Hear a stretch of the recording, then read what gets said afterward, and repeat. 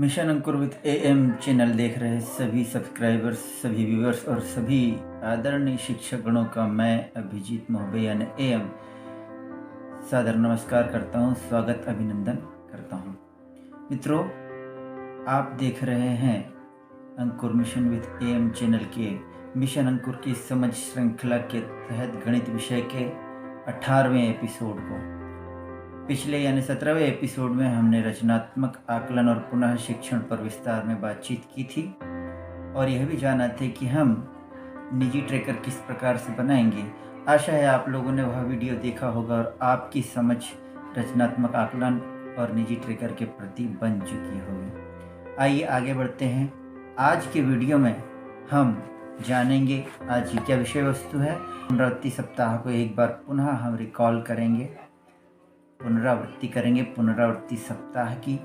यह इसलिए क्योंकि पुनरावृत्ति सप्ताह से ही जुड़ा हुआ है ट्रैकर, और विद्यार्थियों के लिए जो ट्रैकर हैं वो ट्रैकर भरे जाएंगे इस पुनरावृत्ति सप्ताह में ही। इसलिए हम आज उसे संक्षिप्त में दोहराने का प्रयास करेंगे ताकि आपकी समझ और बन जाए। यदि आपने पुनरावृत्ति सप्ताह से संबंधित 13वां एपिसोड नहीं देखा है तो आप लोग उस एपिसोड को अवश्य देख लीजिए। उसमें विस्तार पूर्वक हमने पुनरावृत्ति सप्ताह को समझाने का प्रयास किए। तो आइए आगे बढ़ते हैं पुनरावृत्ति सप्ताह के बारे में। उसके साथ साथ हम बात करेंगे कि गणित विषय के लर्निंग आउटकम्स या एलओज, उनकी कोडिंग किस प्रकार से की गई। आज हम थोड़ी सी बातचीत उस पर भी करेंगे।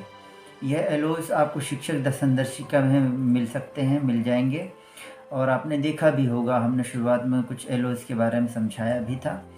तो आज हम इनकी कोडिंग किस प्रकार से की गई है, एलओज किस प्रकार से कोड किए गए हैं, उनके कोड किस प्रकार से दिए गए हैं, इसके बारे में हम थोड़ा सा जानने का प्रयास करेंगे। चलिए आइए पहले थोड़ा सा पुनरावृत्ति सप्ताह पर बातचीत करते हैं। तो पुनरावृत्ति सप्ताह जो होगा वो आवधिक आकलन पर आधारित होगा, है ना। यानी पुनरावृत्ति सप्ताह जो कि 12वां, 18वां, 24वां और 31वां होगा, इसे पुनरावृत्ति सप्ताह कहलाते। इनमें आपको पहले और दूसरे दिन उस तिमाही में पढ़ाई गई संपूर्ण विषय वस्तु को दोहराना है।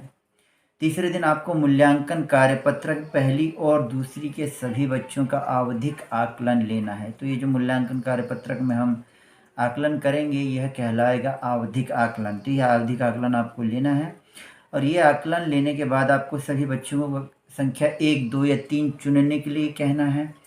इसकी प्रक्रिया कैसी है और इसके लाभ क्या हैं, इसके बारे में हमने रचनात्मक आकलन वाले एपिसोड यानी 17वें एपिसोड यानी पिछले एपिसोड में इसके बारे में बातचीत की है।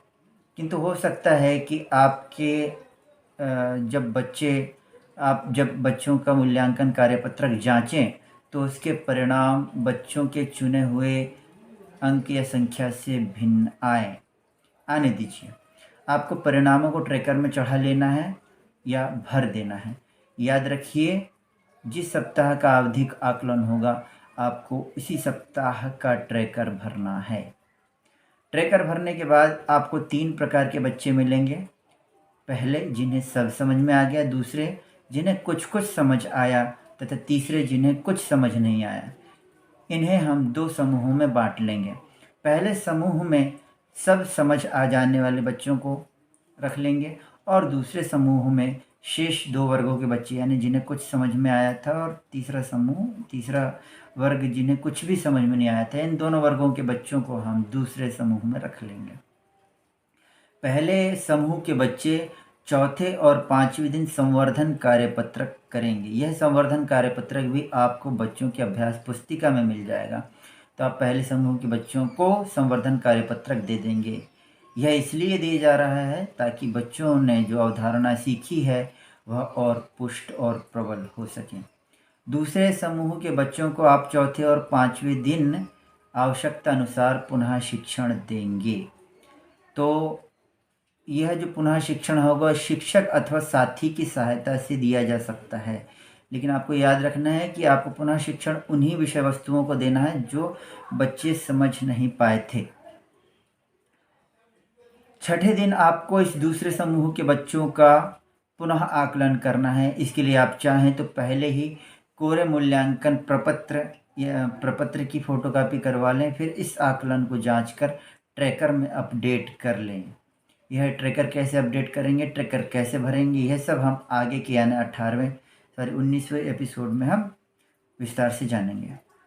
तो यह हमने पुनरावृत्ति सप्ताह के पाठ्य योजना के बारे में फिर से आपको बताने का प्रयास किया।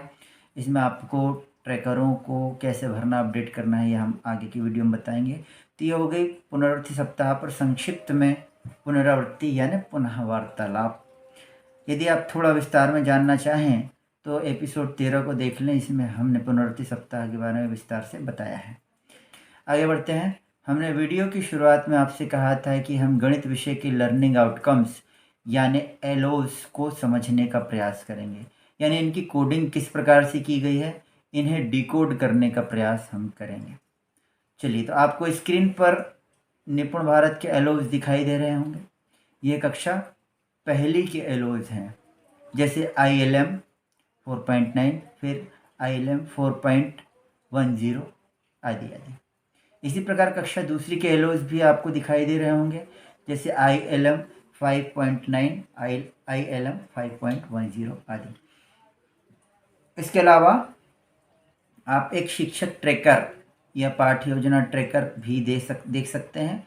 इसमें भी हर सप्ताह के अंतिम कॉलम में कुछ एलओस दिए गए हैं जो कि अवधारणाओं को पढ़ाने से प्राप्त होंगे। अच्छा, पिछले साल यानी RSK के जो एलओस थे वो बड़ी आसानी से समझ में आ जाते थे। इसमें लिखा था 501, जैसे H 501 लिखा है तो इसका अर्थ ये होता था कि हिंदी कक्षा 5वीं का पहले नंबर का एलओ है।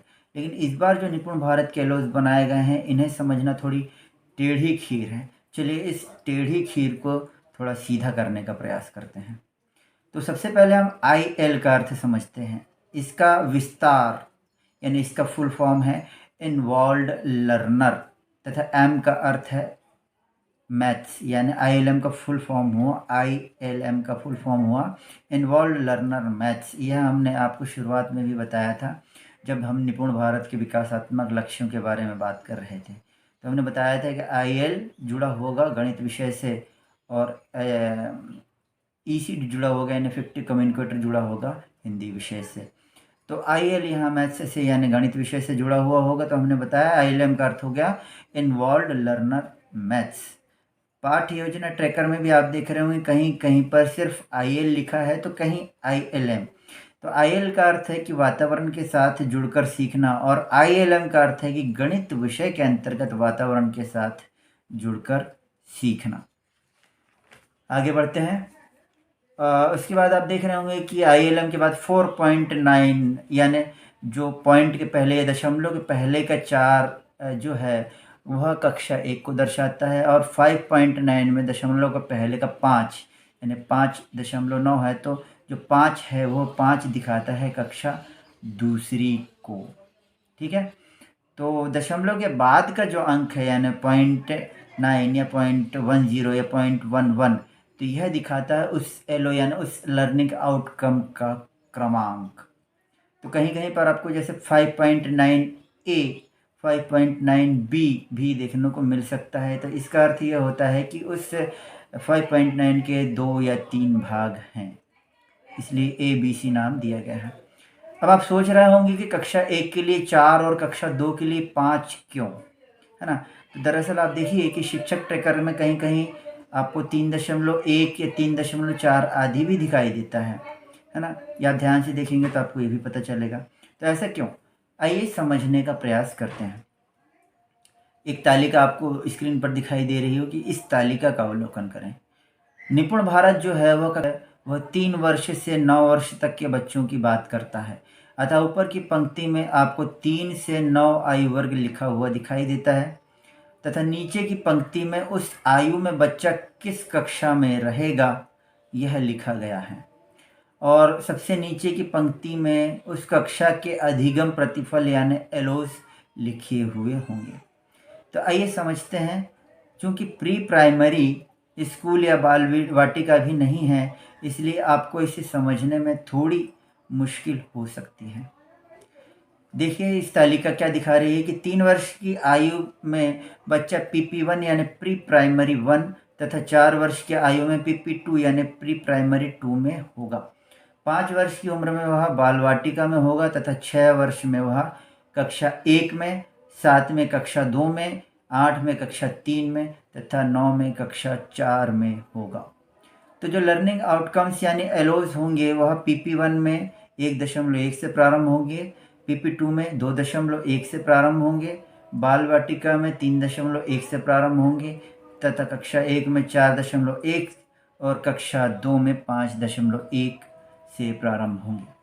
यदि आपको कक्षा 1 में भी कहीं कहीं 3.1 या 3.10, 3.11 आदि दिखाई दे रहे होंगे तो वह बाल वाटिका के एलोज हैं, जो इस वर्ष इसलिए शामिल किए गए हैं क्योंकि हमारा बच्चा बिना बाल वाटिका या PP1 PP2 पढ़े कक्षा पहली में आ गया है, इसलिए उन्हें रेडीनेस सप्ताहों में पिछला ज्ञान भी दिया जाएगा।